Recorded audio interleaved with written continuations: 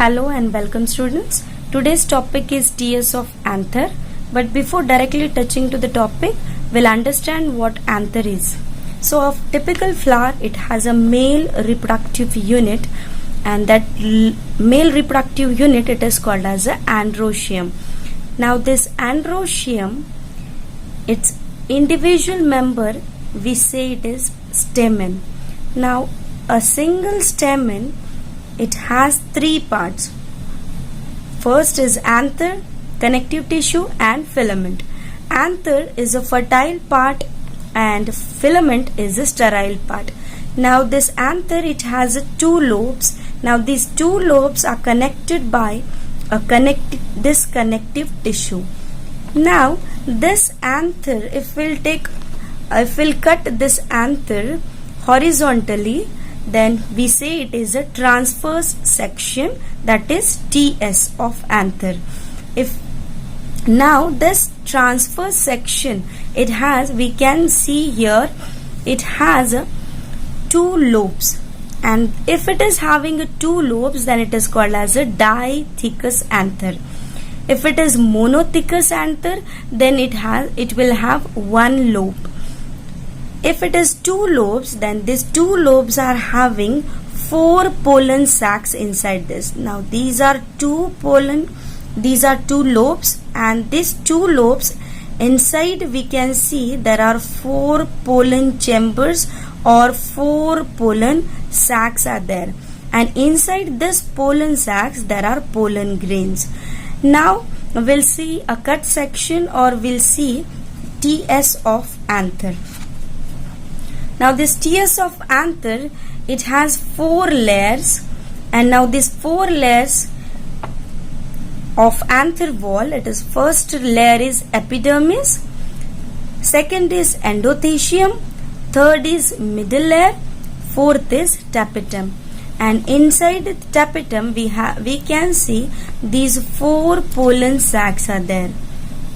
Now this TS of anther, we'll see this TS of anther, and one by one we'll see each layer. The outermost layer, it is epidermis. We can see this name epi, it means above, and dermis, it means skin. It means it is to the outermost side, and from as it is to the outer side, it means its function is protection. And after this epidermis, these epidermis cells, we can see these are flat cells and these are single layer cells. The next is endothecium. Endo, it means inside. So inside this epidermis, the another second layer, it is called as a endothecium.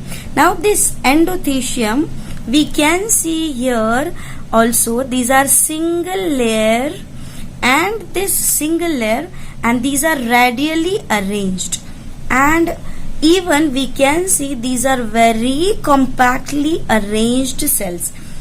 Now this compactly arranged cells, it as this anther grows, with this anther growing, this endothecium also grows, and it attains its maximum development before dehiscence.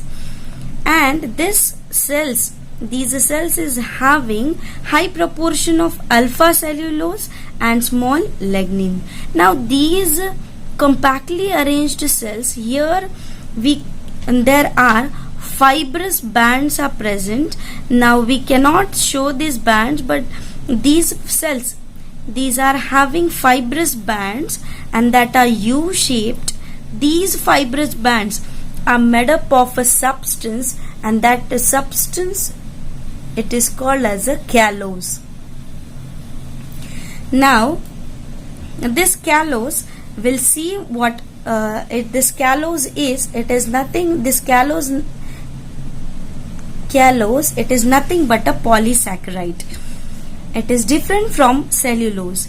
Now its function is, it helps in dehiscence of anther. These layer, here we can see, as soon as this anther is growing, with this, these layers are also growing, and these callus, it afterwards it forms a rigid layer as it grows, but it is not rigid at this point, and this point we can say this is the point of dehiscence. Point of dehiscence. As soon as this inside pollen grains are matured, this wall it is get ruptured and these pollen grains are thrown outside from this. So it is called as a point of dehiscence, and in this dehiscence process this endothecium plays very important role. Now the third layer we'll see middle layer. This inside this endothecium 1 to 3 layer is present here. It is called as a middle layer.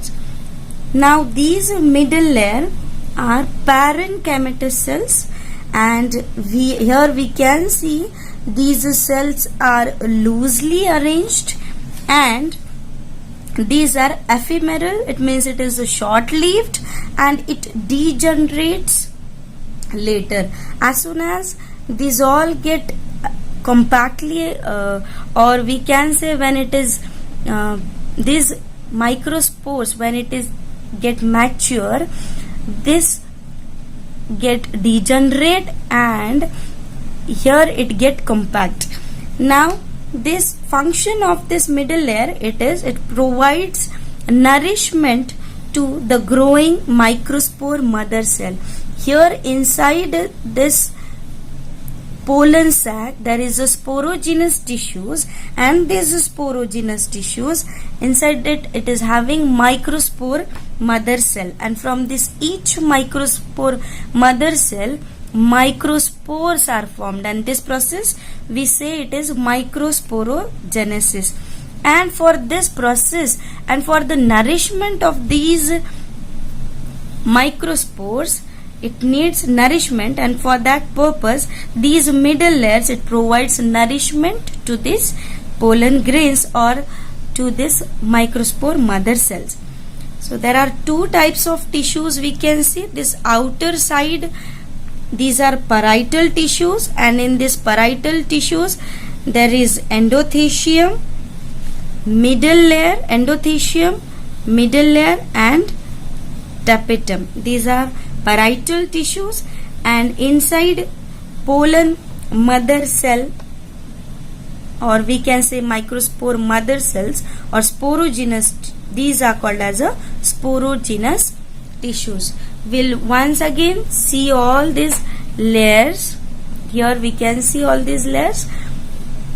Anther wall, a mature anther shows a wall consists of 4 layers. Epidermis, outermost single layer, flat cells, its function is protection. Then endothecium is there, it is a single layer.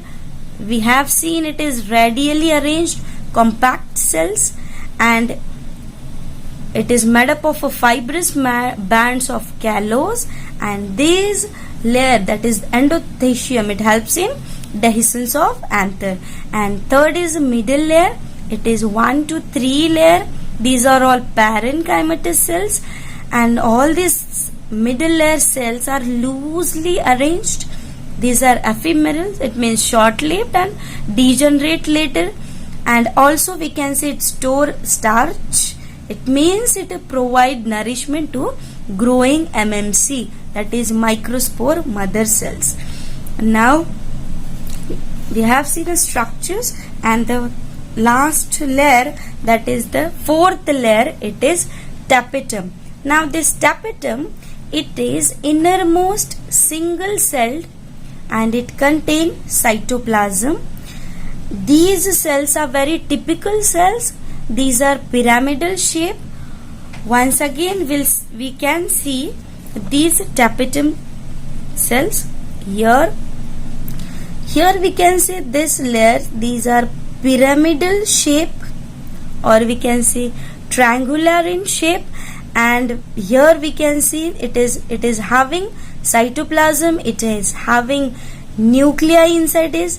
It can be a binucleate either, or it can be multinucleate, as nuclear division occurs and after nuclear division there is no cell division, so because of that it remains binucleate or it remains multinucleate. Now this pyramidal or this typical tapetum, it is very important layer, and we'll see all the function of this tapetum. Now as we have seen, it is diploid nuclei. Nuclei divides and cell doesn't divide. They are characterized by rapid and intense activity with degeneration of cytoplasm. Now its function is it transport nutrients to the developing MMC. As we have seen, microspore mother cell from which microspores are formed, these MMC it require nutrient. It means it tiffin is there inside only. Now second function is source of precursor of pollen coat. These pollen grains, when it is formed, it is having a particular pollen coat, and that we say sporopollenin, and in that formation of sporopollenin this tapetum plays an important role. Now third function is synthesis of callase enzyme for the separation of microspore tetrad. As soon as the microspore forms, that microspores it is having a tetrad forms. It means it is having a 4 cells, and these tetrad it should be separated, and for the separation we need enzyme, and we know that microspores are also attached to one another by callase enzyme, and for breaking this callase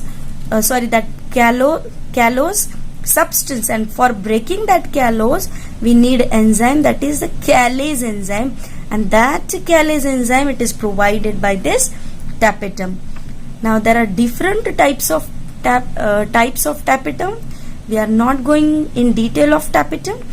There are plasmodial, that is amoeboid tapetum, secretory, or we can say glandular tapetum. The very fourth layer is not layer, but inside these layer, that is tapetum, there is present pollen sac or microsporangium. Inside this microsporangium only microspore formation takes place. Microspore formation, we say it is microsporogenesis, and this microsporogenesis it takes place inside this microsporangium, and there are 4 pollen sac inside this anther. Inner to the tapetum, microsporangium contain compact mass of diploid sporogenous tissues. Function is the process of microsporogenesis takes place, and these 4 pollen sac very clearly we can see in this tiers of anther. So I hope students these 4 layers and the tiers of anther is clear to you. Thank you.